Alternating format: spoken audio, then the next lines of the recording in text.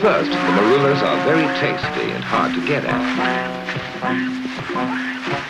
But after a few weeks, the marulas get overripe and they start dropping from the trees.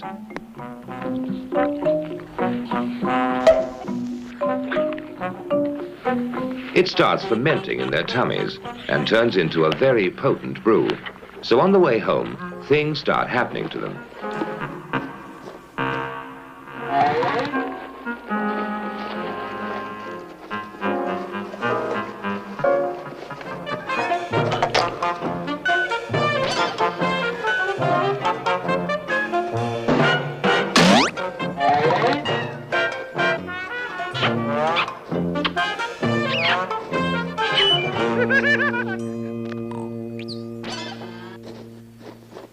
When night falls, there's peace again.